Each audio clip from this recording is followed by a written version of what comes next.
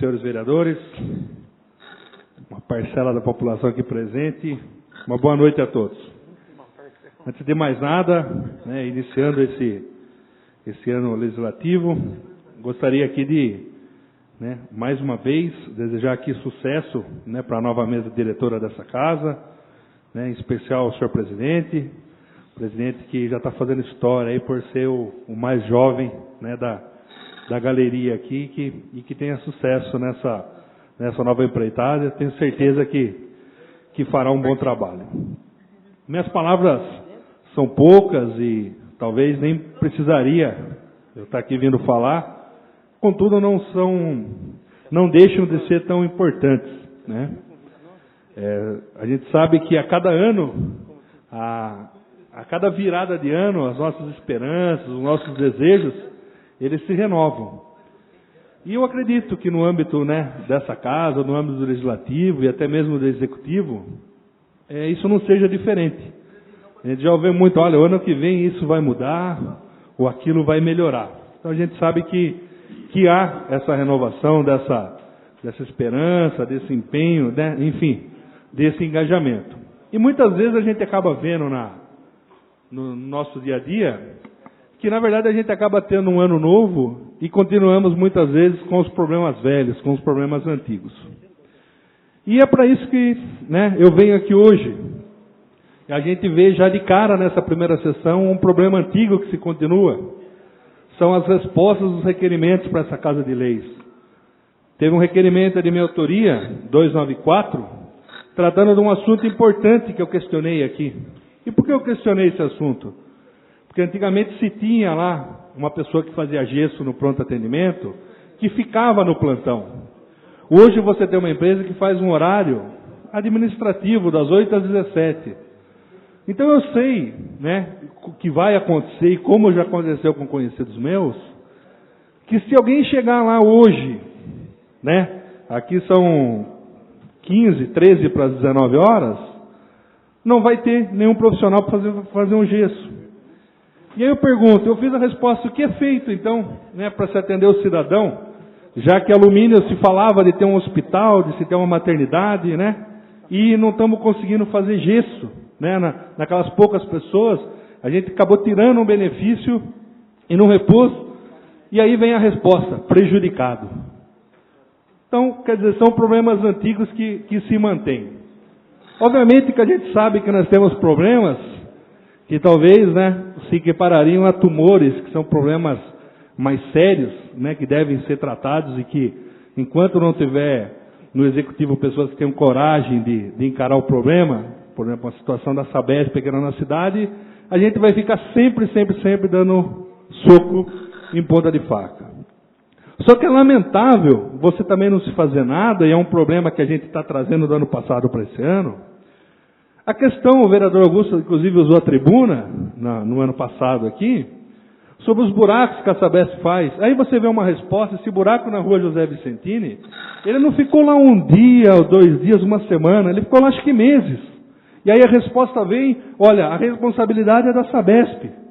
O que a Sabesp tem a ver, a não ser que ela tenha um contrato, mas a obrigação principal é da prefeitura, senhores. Está na legislação, é o serviço público de saneamento, quem tem que cuidar é a prefeitura. Se a Sabesp, pergunta, a Sabesp foi advertida para fazer esse serviço, foi cobrada alguma oposição da Sabesp para que ela consertasse, não só esse buraco, como a rua Paulo Dias estava horrível ficou aí durante os primeiros dias desse ano. Tamanhas ligações que eram feitas, inclusive lá em frente do centro de saúde. Então a gente pergunta, olha, não dá para fazer nada. Alguma solução tem que ter, porque não pode a população, que não pode, é você ficar lá passando no buraco, ou ter que ficar desviando, correndo o risco de atropelar alguém numa calçada, para você desviar de um buraco que ninguém toma uma providência. Então são coisas que nos aborrecem. Vi uma matéria no Jornal de Alumínio, olha, fiquei até contente, Augusto, num aspecto, que o Departamento de Meio Ambiente, uma coisa que está preservando é os matos aqui em Alumínio, porque ninguém corta. Está crescendo uma barbaridade. Nós podemos dizer que nós somos uma cidade de termos orgulho, porque nós temos aqui, se você for ali na estrada do Pará, na estrada do Itarã, nós temos quase uma floresta no que a gente vê ali. E eu pergunto, e daí? São problemas sérios? São problemas gigantes que a gente não pode resolver? Vão se tornar nesse ano, continuar sendo problemas antigos?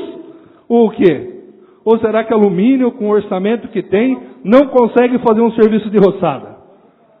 Então são coisas que a gente fica pensando. E aí a gente é obrigado a ver a prefeitura fazer um caminho na Avenida Helena Pereira de Moraes, colocou lá 100 homens lá, sem exagero, uns 30 pessoas lá para plantar coqueiro lá na Avenida Helena de Moraes, e a pista de caminhada abaixo, ela não pode ser concluída lá o trajeto, porque lá na frente está desmoronado. Então, ou seja, não é muito mais fácil você guardar, ou você fazer uma força para você resolver o problema principal, do que você enfeitar, né? Há um ditado que o diabo, de tanto que ele enfeitou o filho, ele furou os olhos, né? E está lá, os coqueiros, não sei, e a pista de caminhada está parada. Então são problemas que a gente vai carregando. Voltando aqui no assunto do serviço de roçada, né? Que se fala, olha, janeiro não dá para cortar por causa da chuva. Mas, poxa vida, se você vê aí, a VOS está fazendo o trabalho dela, está fazendo a roçada. Você não vê mato tomando a Raposo Tavares, Castelo Branco.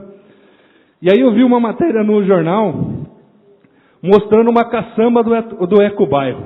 Eu não sabia que era pago esse valor, né, e que era pelo número de caçambas retiradas. Porque isso aí deve dar uma margem, porque não tem um limite. Mas, sinceramente, com a caçamba, se você pegasse 5 carretas, 5 jamantas para tirar, talvez não tirasse a caçamba dali. E a foto está lá no jornal.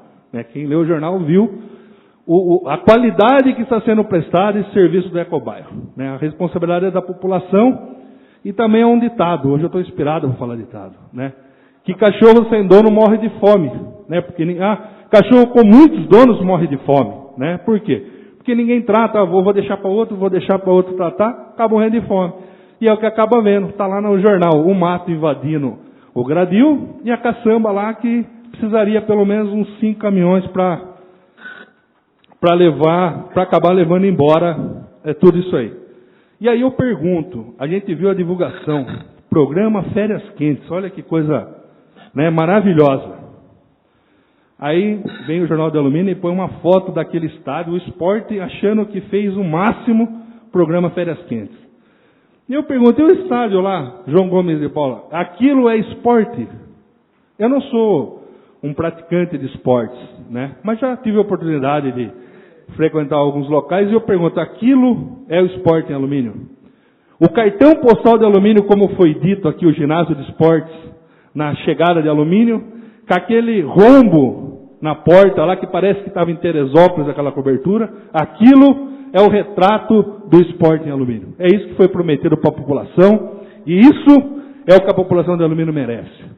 Aí você começa a pensar, será que esses eventos de férias quentes, qual a finalidade disso? É atender o bem da população, ou é para atender alguns fins eleitoreiros de algumas pessoas que comandam o executivo ou alguns departamentos? Porque não é possível. Não sou mágico, mas sou matemático. Tenho uns conhecimentos de matemática e me considero até bom em matemática. O esporte de alumínio haviam lá em torno de alguns cargos comissionados que administravam. Se contratou uma empresa terceirizada. Essa empresa saiu, né, porque não pode terceirizar o esporte. Eu pergunto, 2 perguntas. Essa empresa era necessária lá no esporte porque está se tocando 100. O esporte está parado, o que está acontecendo? Está se tocando 100 essas empresas. Ou essas empresas não eram necessárias e a gente pagou à toa isso e poderia ficar com quem está lá. Então são perguntas que a gente gostaria que nós refletíssemos. Algumas questões, né, que eu via que até acreditava que pudesse haver uma emergência. Pergunta o assunto da Blontex aqui em alumínio. Nós vamos ter que ficar ouvindo, olha, a Blontex vai embora, a Blontex vai embora. E aí, será que está havendo uma força efetiva para se manter a Blontex? Ou nós estamos preocupados em fazer somente, não que não seja importante, fazemos aí esses eventos, né, férias quentes, achando que com pão e circo a gente vai acabar ludibriando a população de alumínio. Só essas minhas considerações a todos, uma boa noite.